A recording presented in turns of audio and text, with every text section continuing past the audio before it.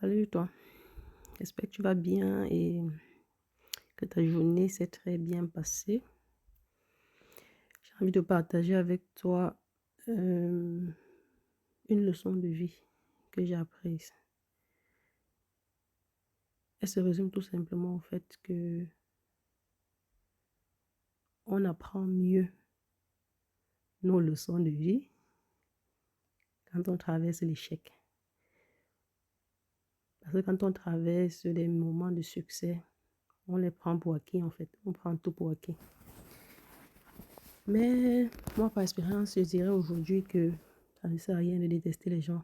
Ça ne sert à rien d'avoir du ressentiment pour les gens, même quand ils nous ont blessés. Parce qu'eux aussi, s'ils ont pu le faire, c'est parce que peut-être, ils ont des raisons d'avoir agi de telle ou de telle autre sorte, en fait. Et parfois, ce n'est même pas intentionnel de vouloir faire du mal. Comme j'ai dit dans le dernier podcast que j'ai fait parlant de la culpabilité, c'est que quand on souffre, en fait, c'est la dimension de la souffrance qu'on a qui fait qu'on inflige souvent certaines souffrances aux personnes de notre entourage, en fait. Ça veut dire que quand quelqu'un est profondément blessé, quand il veut blesser en retour, c'est à la dimension de ce que lui, il a enduit dans sa chair, en fait. Et parfois, on a du mal à comprendre ça et on entretient des rancœurs qui ne nous aident pas nous-mêmes, qui détruisent notre santé et qui nous ralentit tout simplement dans notre vie, dans notre chemin de vie. Donc, je viens ce matin partager, bien ce soir, parce que bon, c'est pas le matin, je viens ce soir partager avec toi cette leçon que j'ai apprise de la vie et les personnes même les personnes que je côtoyais et qui m'ont appris cette leçon, je vais dire en résumé que c'est la même personne qui m'a appris toutes ces leçons. C'est une Christelle qui m'a blessée.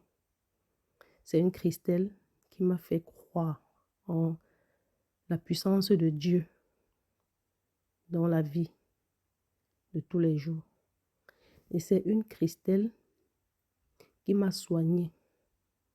Et je veux partager avec toi ce qu'elle m'a envoyé en fait dans les échanges qu'on a eus, elle et moi. Et j'aimerais que tu me dises, quand tu auras écouté tout ça, j'aimerais que tu me dises ce que tu en tires en fait comme leçon. J'espère que ça t'inspirera toi aussi à pouvoir aller de l'avant et à arrêter avec le ressentiment si tu en avais encore. Parce que la vie, elle est belle et elle vaut la peine d'être vécue. Et ça vaut la peine de remercier, même dans les pires moments de sa vie, même dans les pires moments de sa vie, ça vaut la peine de remercier Dieu, de toujours remercier Dieu parce qu'il sait ce qu'il fait. Il sait ce qu'il est en train de vouloir nous apprendre. Et tout ce qu'on a fait, c'est de s'accrocher en fait à lui. De lui faire confiance, de s'accrocher à lui. Et s'accrocher à lui, c'est s'accrocher à la vie en fait. S'accrocher à lui, c'est s'accrocher à la vie parce que il est la source d'eau vive. Donc, pour ne pas être trop longue, je vais passer à cet enseignement que j'ai reçu de Christelle.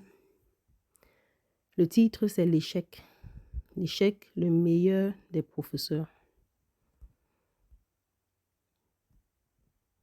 Donc, elle dit, un mot en confidence, je l'ai souvent constaté.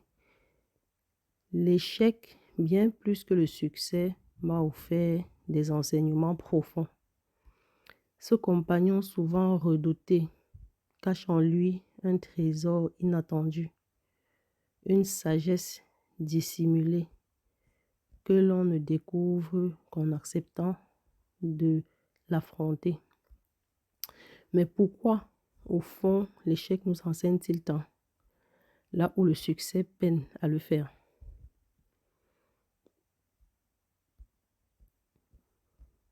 Donc, elle dit bonjour, c'est Christelle, bienvenue dans cet espace de partage où l'on explore sans filtre ce qui façonne nos vies. Donc, l'échec, le reflet sincère de nos limites et de nos forces. Le succès, par sa nature même, nous conforte dans ce que nous faisons déjà bien. Il flatte l'ego, renforce nos certitudes et nous laisse croire que la voie empruntée est la meilleure. Mais l'échec, lui, agit comme un miroir brut. Il expose les zones d'ombre, les failles que nous préférerions ignorer. Et c'est là que réside sa force. Il nous met face à la réalité, sans phare, sans filtre. Pourquoi l'échec est-il un meilleur enseignant? Parce qu'il nous force à questionner, à revoir notre approche, à comprendre ce qui n'a pas fonctionné et pourquoi. C'est cette introspection douloureuse parfois qui fait grandir. La peur de l'échec, un frein à l'apprentissage. Paradoxalement, la peur de l'échec nous empêche souvent d'en tirer les bénéfices. Nous préférons le fuir, l'éviter à tout prix, plutôt que de l'accueillir comme un allié. Pourtant, la vraie sagesse ne réside-t-elle pas dans l'acceptation de la chute et dans la capacité à se relever avec une meilleure compréhension de soi? C'est dans ces moments de remise en question que l'on forge cette colonne vertébrale de confiance que je mentionne souvent. Ce pilier intérieur fait de résilience, d'humilité et d'amour de soi se renforce à chaque fois que l'on apprend de ses erreurs.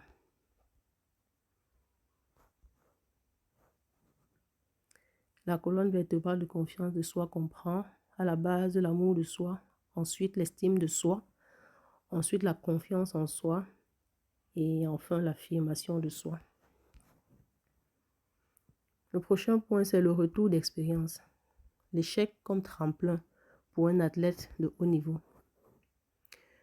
Elle dit, je me souviens d'un patient, un sportif de haut niveau qui avait connu une défaite cuisante lors d'une compétition cruciale. Pour lui, cet échec n'était pas juste un résultat décevant, c'était un séisme intérieur qui remettait en question toute son identité et sa carrière. Le doute s'était immiscé, l'amenant à se demander s'il avait vraiment ce qu'il fallait pour continuer.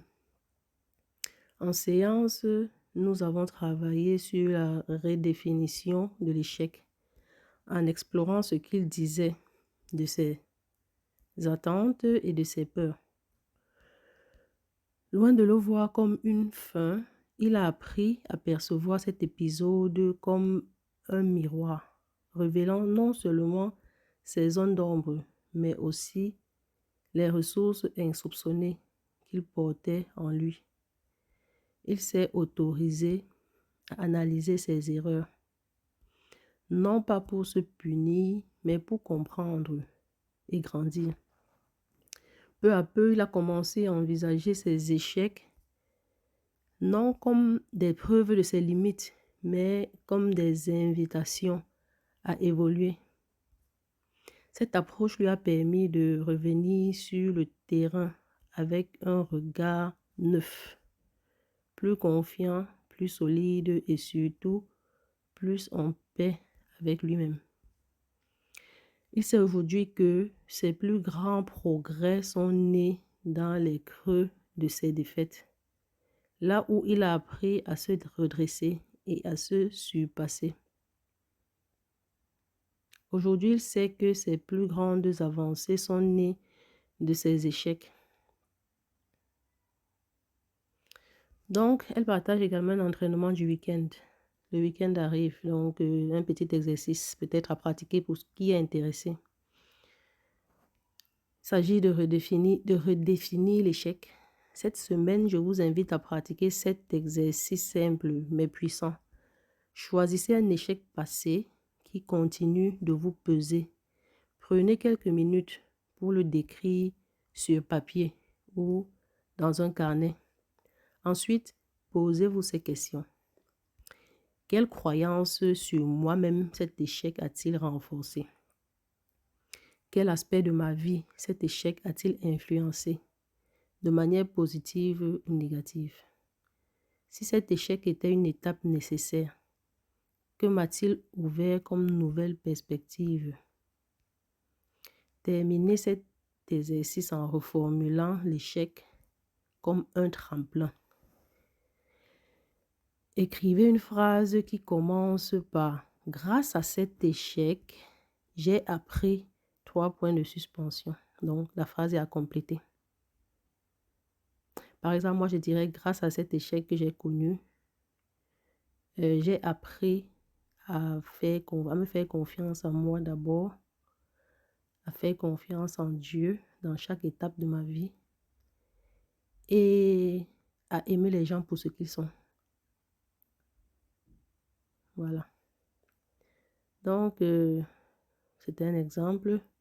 Et voyez comment cela modifie votre perception. Ça, c'est la suite de la phrase. Relisez vos mots, laissez-les infuser et rappelez-vous que chaque chute contient le potentiel d'un nouveau départ. Une réflexion sur l'échec comme boussole intérieure. L'échec est souvent perçu comme une impasse, un symbole d'arrêt brutal. Pourtant, il peut devenir une boussole, un indicateur qui nous montre la voie à suivre ou les ajustements nécessaires. Lorsqu'on accepte de regarder l'échec sans jugement, on découvre qu'il est porteur d'une vérité essentielle, celle de nos désirs, de nos limites et de nos forces. L'échec nous pousse à sortir de l'illusion de la perfection et à entrer dans la réalité de l'apprentissage. Il nous rappelle que la croissance n'est pas un chemin rectiligne, mais un parcours fait de détours, de recul et d'avancées.